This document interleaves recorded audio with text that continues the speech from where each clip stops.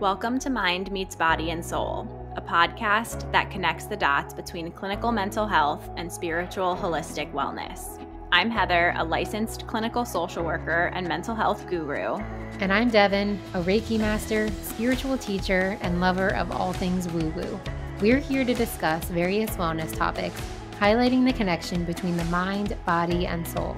We'll be offering nuggets of wisdom from each of our fields, with the ultimate goal of bridging the gap between our two worlds. Whether you lean more into cognitive psychology or flow with the woo-woo waters, our intention is to help you prioritize yourself and unlock a fresh perspective to healing, growth, and expansion. We're so excited you're here. Let's jump in. Hello, everyone, and welcome back to another episode of Mind Meets Body and Soul. Heather here with my co-host Devon, who clearly got the black hoodie memo today. Hi, Heather. Yes, I love that we just show up to this call wearing the same thing. We are, and then we have the matching mic, we have the matching headphones, mic and headphones on purpose, matching black hoodie, not on purpose.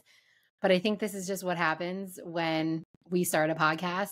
And also, we haven't seen each other since before I left for the retreat. So it was back in January, I think, when I last saw you. It's been way too long. How are you? I know. It has been way too long. I feel like we talk all the time through text, but it's always so refreshing and nice to see you. And, you know, some stuff's been going on my end, on your end. So we've just had a lot. So it's always nice it feels good to just sit down and be able to know that we have this time to chat with each other and check in and talk about all the things. Yeah, life has been lifing for sure. And in a wide variety of ways. I know that when I was away, you were experiencing a whole lot going on in your life, personally, business-wise as well. So how are you doing? I'm doing. Life, like you said, is lifing. I mean, I think right now I'm okay. Like you said, we've had a lot going on. I think when stuff is hectic, the way that I cope with it is I just kind of go into autopilot. I put my head down. I do what I need to do. I do realize that affects some of my personal relationships because I just can't show up and give as much. I just know what I have to do, and I know I'm very aware of how much I have to give. So I feel like I just give exactly enough. So I don't feel great in that I have some guilt that I feel like I'm not being the greatest friend or greatest partner or greatest just person, but I'm doing the best that I can. And I'm really trying to approach that with grace and compassion, given that there's just stuff happening, you know? Yeah. Oh, a lot of compassion there. We are starting off this episode with a very human update of sometimes this human life is not always shiny and bright and flowy. Sometimes it does have its hard moments and we're trying to juggle so much. So thank you for bringing that in. Remind me again your word for this year. Align. And isn't it interesting how we spoke about how when you set that intention, you're also shown all of the ways that you are out of alignment with that intention. And this is sometimes just what needs to happen to kind of redirect you to where you need to go. But along the way, in those moments when you do feel like you're out of alignment, I'm sure the best advice that we can give to ourselves is to do the best that we can. And that it really is always enough. And yeah, we did talk about that. And to kickstart the year, I feel like I've been tested in having to do things that actually are in alignment with the things that I value, even though I don't know if it's my ego or what, but I don't always want to do the things. And even still, I know that it's the good thing or the right thing or what I should do. But then I have these human moments where I'm oh man, I don't want to do that, but I still have to. And I'm happy to show up for it. I just have to kind of feel the feelings along the way. Yeah. Well, I'm really proud of you. You're like the walking model for what we spoke about, the caveat of intention setting being that it is not as easy as we sometimes portray it to be. So, thank you for doing the hard things. Thank you for showing up, and also thank you for sharing that in this space. It seems timely to have this check in and have this human moment because I think that is where we wanted to take this episode anyway, in talking about emotions and being emotional and what that means and what society says that means versus what we've learned. So, do you mind if I just jump right in? No, not at all. Let's jump in. Okay. So, I have a client who I'm thinking of specifically who talks to me a lot about how growing up, she was told that she is too sensitive or too emotional. And I hear those words a lot. And through my work as a therapist, I've learned that the words that we use have a lot of meaning behind them. And the meaning actually isn't always aligned with what the definition of the word is. I think societally, sensitive is seen as weak or emotional is seen as unpredictable. And again, like these things are seen as like weaknesses. And I really would like to spend time today unpacking that and then reframing that because to me in my work, I've learned and gotten to a place where I actually see being a sensitive person as a strength if you can harness it. I've seen and learned how being emotional is one of the most courageous and brave things that we can do. Again, when we can learn how to harness and kind of use it to our advantage. But I understand also that like it can feel icky and it can feel overwhelming and it feels really messy. So I just wanted to like dedicate a whole episode to talking about that because that is a theme that I continue to see and have seen in my work as a therapist. I know in past conversations we've talked about emotions, and I remember we've mentioned them as being energy and motion, but I think it's really going to be a conversation geared towards the empaths and the sensitive people, or the people that have Cancer and Pisces and Libra in their charts. It's me. And to really give our audience, you, myself, whatever, us, a sense for how we can view that emotional capacity as a superpower. So I'm with you there. I already love this conversation. Yeah, and I do think that that's also like I have personal connection here. Like it is important for me to share that I've been through this. I am the leader of the emotional community, if, not driving the bus on that one. So, myself included, I've had to learn that, like, okay, I have these big feelings and I have them a lot. And sometimes they knock me over and I feel like I'm like standing in the ocean, like trying to get up. And I feel like a wave keeps coming and a wave keeps coming. And also, once I've learned to stand up and do that work and see them as powerful,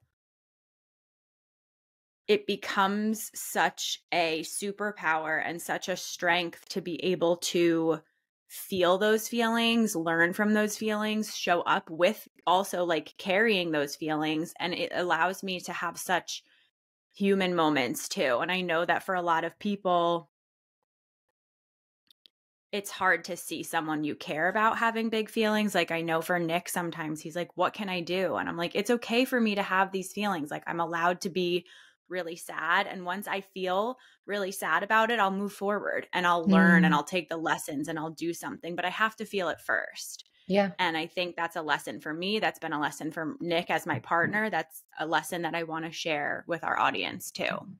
Yeah, definitely. And it really, as you're speaking to that, it makes me question, or I get curious, like where did this come from? Like, where did we stop seeing emotions as being a positive thing and start to see them as more of a burden or as something that we needed to contain?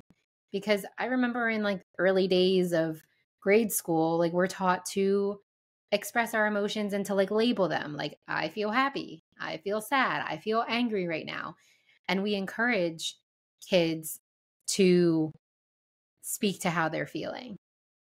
But then somewhere along the way, and again, this could be in so many different ways. It could be societal, it could be generational, it could be within certain families. So it's going to be different for everybody. This question of like, where did this come from?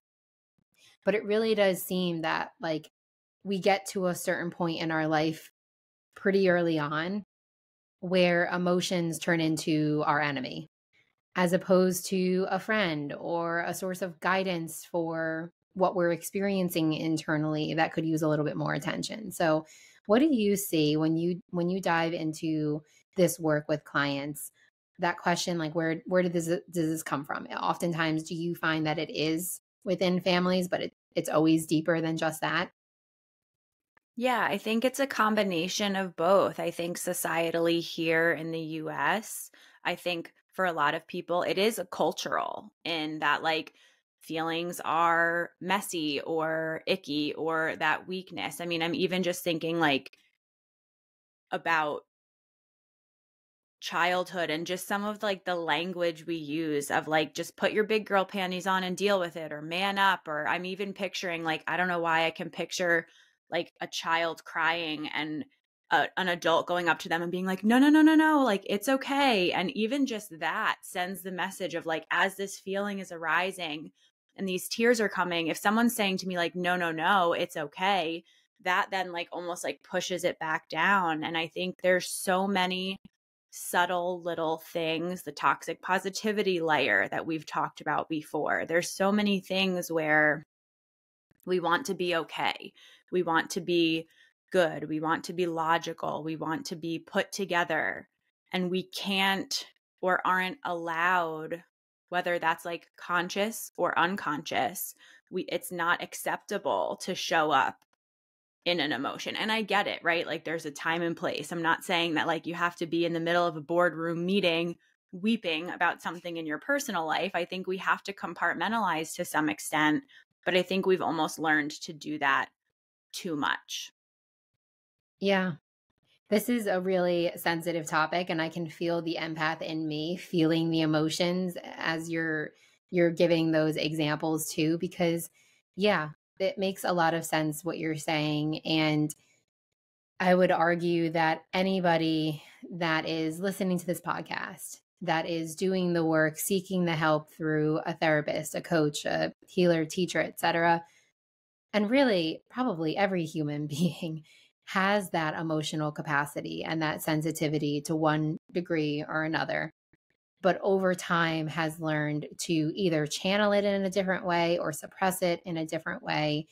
And I know on a collective level too, and next week we'll talk more about this retreat experience, but I know on a collective level, we're working towards more authenticity and welcoming space for people to be raw and be real and express how they're feeling, because we've walked around for way too long pushing things down and putting on that, mask to how we really feel. And it's left us feeling disconnected and drained and even sick. So I am here for a revolution for the empaths, for the sensitive people, for the emotional people to feel safe in feeling those feelings and expressing them and embodying the strength and the courage that comes with that too. I think about like when people get married and they say like for better or for worse. I think that's kind of what it's like with emotions and being sensitive. So, of course, there is the side where the big feelings come up and it's not always the most convenient thing or the easiest thing, or it can get in the way sometimes of the things that we're trying to do. And that's the worst. But the better is that, like, if I'm a sensitive person, I'm so capable of connecting with other people on a human level. And I'm so capable of understanding things from a different lens. I'm really able to put myself in your shoes. I'm really able to understand the vast impact that this thing has. And I think the thing is that comes up for other people is that that's uncomfortable. If I am a strong, rock solid, logical person and you approach me trying to connect with my feelings, I'm like a fruit ninja, like just trying to like stop that from happening, right? I think the logical people want to think their way out of a feeling, which we can't do. And I think the emotional people can learn how to feel their way through a feeling. And for someone who is a more logical, rational person, that's scary because we feel out of control. We feel like, what am I going to do with it? So when someone approaches me and I'm trying to be non-emotional and they approach me and they're like, how are you doing? Like, how are you feeling? That sometimes feels like a shot to the heart because it's like something we're not prepared for or we don't feel equipped to handle that. So I think the thing here, how to harness this for me is you have to learn how to sit with it, how to feel it, how to let go and surrender. Interesting that that's coming up here too. Surrender to the feeling to some extent. In dialectical behavioral therapy or DBT, we call it ride the wave. You just have to ride the wave of the emotion and it will come back down and then the water will settle.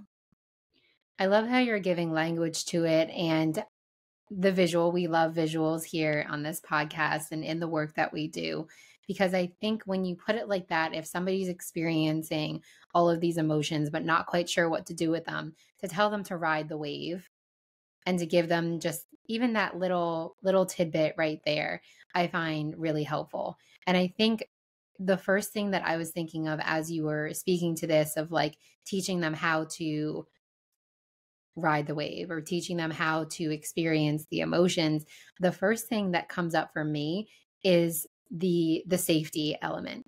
We have to, at the foundational part of our being, we have to feel safe in any scenario, but especially when it comes to emotions, right? Which is why a space like a therapy session or a healing coaching session with me provides that safe container, that safe space for somebody to come in and then open up.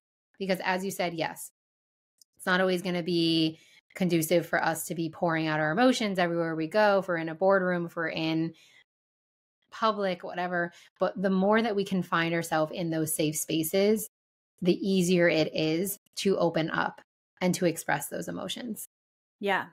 And that's actually, I love that you brought that piece in because for so many people, we are starting in our therapy sessions at just talking about the idea of the feelings, or like feelings do feel really unsafe for a lot of people. They feel unpredictable. They feel out of our control. And all of that falls under safety and security. So we really need to just start by giving you the tools so that you do feel safe enough and you know the spaces that you're comfortable enough to lean into and approach those feelings. And that is so much of where we have to start, is that foundational safety space. And society doesn't create that safe space for us. So we have to learn how to find that and how to create that and then how to do that work. Yeah, definitely.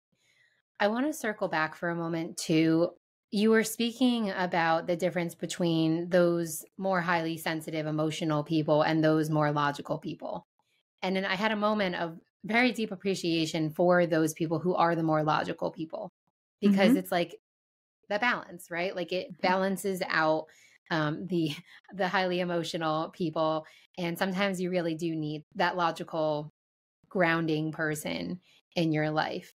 And I want to take a moment to speak to that audience, because I know that maybe some listening to this episode don't fall in that highly sensitive. So I kind of retract my original statement. And here's where I would love to come in with my energetic standpoint to this, because I know that we all have the capacity to tune into our energy. We are energetic beings. Everything around us is energy. And we've spoken before about how emotions are energy in motion. So for those who fall more in the logical side, where they're maybe not feeling so in touch with their emotions in that sense, looking at it from a logical standpoint, of what's coming up being energy and motion, and how can I move that energy throughout my body? Maybe for somebody, it's not crying. Maybe it's going for a walk, going for a run, journaling, channeling that energy just so that it is moving throughout your body and releasing out so that you are then coming back to a place of feeling level headed, grounded. Because if you find yourself to be a very logical person in those moments of heightened emotion, heightened emotional states, your logic probably isn't there, right? So if you can think, like, strategize in that moment in your logical brain, what can I do right now to get myself back to a leveled place of logic? I find that that might be a helpful tip. I think that's an extremely helpful tip because, and in no way was I trying to like smack talk the logical people. I married one and I love him for that. It's like an amazing thing because it is so grounding to the emotional person. I think the thing that I want to try to bring across here is that we have to have both. And I think we live in a society that's like, the scale is a little bit more tipped to the logical side or seems to favor the logical side. And I just want us to understand that, like, we are human beings, not robots. We do have hearts, we do have feelings, and we have to feel them. I think about our brain, like, so our brain is split in two parts. We have like a right hemisphere and a left hemisphere. In no way is that what I'm about to say anatomically correct. But I want you to imagine that one side is emotional and one side is logical. When a feeling comes up, it's like I picture little like SpongeBobs or like little minions in our brain. When a feeling starts to come up, when we're triggered, when something happens emotionally, we get stuck on the emotional side. And like there's almost like this drawbridge in between that goes up and we're trapped over there. We are only emotional. We can't access the logical information or the things that we know to be true. So I'm always reminding people, when you're feeling emotional, all I want you to do is pull out your toolkit of body scans, breathing exercises, journaling, all the things you just said. Go for a walk, like move the energy just enough so that the drawbridge goes back down, and then like our logical brain turns back on and we can access all of the things. We're smart people. You have lots of logic in your brain.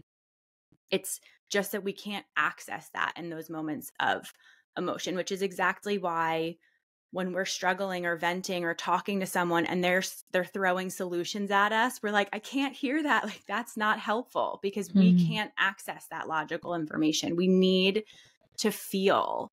We need to breathe. We need to move that energy and be in that emotional space. If we are in that space and we feel heard, boom, drawbridge goes down, logical turns back on. If someone says like, that sounds really hard, drawbridge goes down, logical turns back on. Like, we just need to approach emotion or with validation instead of with solution and logic. Yes. Another fantastic visual. I can see it as you're explaining the whole thing. So thank you. And two, it really brings me back to, maybe this was one of our Q&A episodes where we had a listener ask how to support a loved one going through a hard time.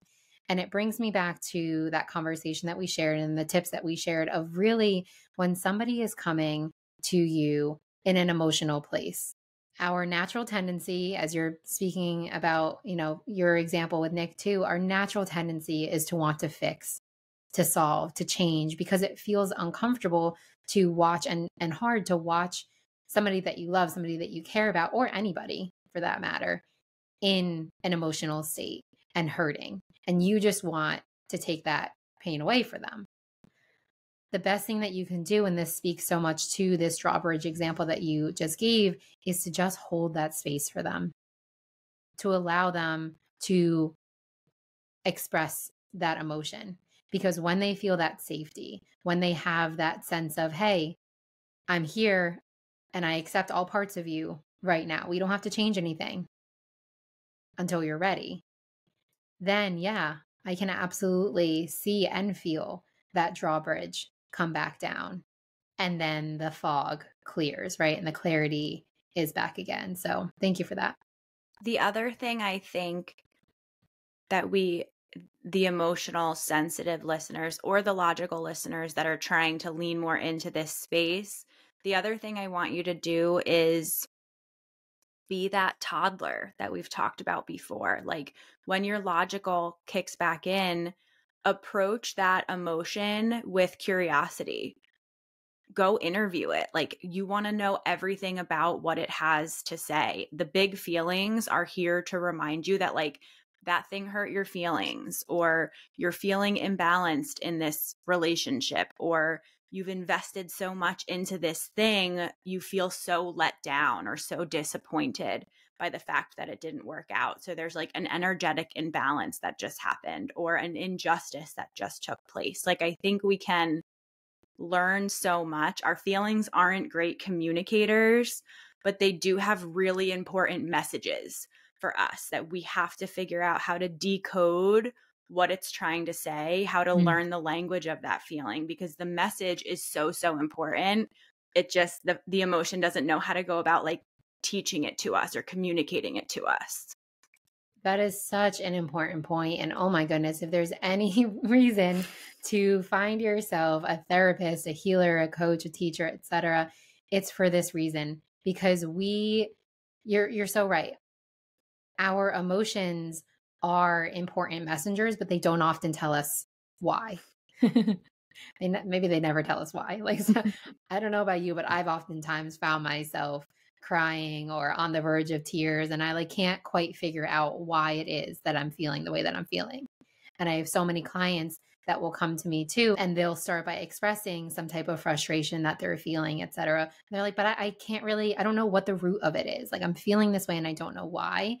And that's when we dive into energy work, because that energy work, and I'm sure it's similar to like your intuitive radar is on when your clients are talking to you, where you can pick up on the subtle messages of what they're saying or what their emotions are saying. And then what we do in that space is illuminate the why, right? Like help them get to the root, and then how to soothe and cope and heal and transmute the energies of our emotions. So, sound advice, therapist Heather. Thank you. It's so funny to me how like even you just saying that, it's making me think about a client session I had yesterday, and she came in and she started telling me this story, and then she started to cry, and she said like, I don't know why I'm crying about this, and then continued to provide me with like 85 examples of why she was crying about that. And I almost sometimes wish I could record my sessions and play it back so that they could hear what they're saying, because I'm like, I don't know how you wouldn't be crying about this, and you don't know why you are crying about this. So like, how do we bridge that gap here? Because for me, it's so clear that you have so many feelings about this, and they're all valid. They're all here to highlight something to you, Yeah. to tell you that something's up. Like our emotions, if we can notice that they're here and be like, oop, okay, like let me tune in. Let me like try to explore this. Let me figure this out, almost as like a problem to solve instead of a thing to judge. I think that can just be such a helpful way to gather that data. You know, I love data, and emotions, as Mhm. icky and uncomfortable as they are, they're just data. They are data. And I also want to highlight what you mentioned about the power of, that toddler asking that question, why. I always think about it as like a self-reflection piece after the fog clears and you have Mm-hmm. that, the drawbridge comes back down and you have the ability to be a little bit more introspective and logical and ask that question, why, because that is where the growth happens. That is where the integration happens, because we all know what it is to have that emotional moment and to want to push or rush through it as quick as we can so we can get to the other side. But if we're not taking that moment to look back and be like, hey, what was that trying to show me or tell me? How can I learn from that? Then we're just going to find ourselves in that same negative feedback loop where we're good for a little bit of time, but then something comes up and we find ourselves right back in that same place.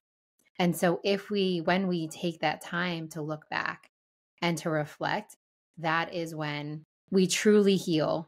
And then in spiritual terms, that is when we ascend. That is when we grow and evolve and expand and ascend, so that we don't find ourselves in that same repeating circle. Mm-hmm. Which is exactly why being emotional and being sensitive, when you harness it, can be your superpower, because you then learn how to do that work, how to ascend, how to grow, how to evolve and adapt and become a like superhero in that. So, I mean, that's really like the full circle conversation that I wanted to have, is that if you do the work with the feelings, you're going to learn so much and grow so much. And I think it's such a cool thing, which is why I always say, like, I have such admiration for all of my clients that are here and doing the work, because I know that it's not easy, but I also know so wholeheartedly how powerful it can be. Exactly. This is why in my world, I call what I do alchemy. I call it magic, because if you think about it, alchemy is the process of changing one thing into one form into a different form. And that is what we're doing. And I think it's the same thing with magic too. I like to think of the clients that I work with as being those alchemists, those magicians as well. And that is a superpower, because we're able to take one form of energy, sadness, anger, frustration, whatever it is, and find ourselves in the supportive, safe spaces. Apply the tools and the tips to then change the form of that energy from one thing to something more loving, peaceful, joyful, even. And that is magic. That is alchemy. Mm-hmm. Yeah. It's so cool. It's so awesome. And I have so much love for everyone that's out there doing it, because it can be so life-changing. And it makes me sad that it took us so long as a society to start to come around to this idea. But I think more and more people are buying into it and doing it and seeing the value that it offers to our life, instead of seeing it as something that like weakens us or inhibits us. We both clearly believe that it's the opposite. It's power, it's strength, it's courage, it's magic, it's beautiful. And I hope that everyone just has or creates that safe space for themselves to start to do this work. I really do wish that for all. So well said. Thank you, Heather, for bringing in this very important topic. I don't know about you, but I feel like lighter just talking about it like that, and Yeah. being able to reframe it. That was, I know your intention for this was to reframe our emotional capacity as a superpower, as opposed to a hindrance or, something more negative. So thank you. I appreciate you always. It is your week, I believe, to take a look at your vision board, especially since you have come into this conversation with this topic. What is calling out to you today to leave our audience with? I have on my personal vision board, I have two things that are kind of standing out. One is a little clip. It says accept and adapt. And then the other one says change your brain every day. And I feel like this episode, I want people to learn to accept their emotions and then adapt their life accordingly. And in doing so, we are changing our brain. I mean, reframing is the process of like rewiring your brain. Alex said it in her episode a few weeks back, neurons that fire together, wire together. So if we can do a little bit step by step of changing our brain every day, I think we'll be in a better place. Beautiful. I love it. Thank you, Heather. What a really just enlightening conversation, healing conversation, and also huge shout out and thank you to all of our listeners, our clients who are coming and doing the work, because really you are the ones who inspire these conversations as well. Yeah.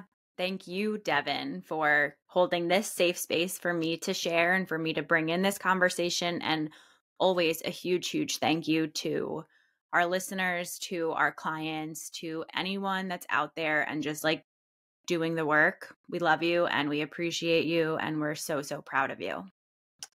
And on that note, we will see you again next week for another episode of Mind Meets Body and Soul.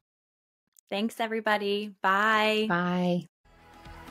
We are so glad that you took the time to share this space with us. We'll be releasing new episodes of Mind Meets Body and Soul every Tuesday, so be sure to give us a follow and share this podcast with those you love. To connect with us and join our communities, head to the show notes where you'll find our contact information and individual websites. Until next week, stay grounded, keep growing, and trust that everything you seek is unfolding for you.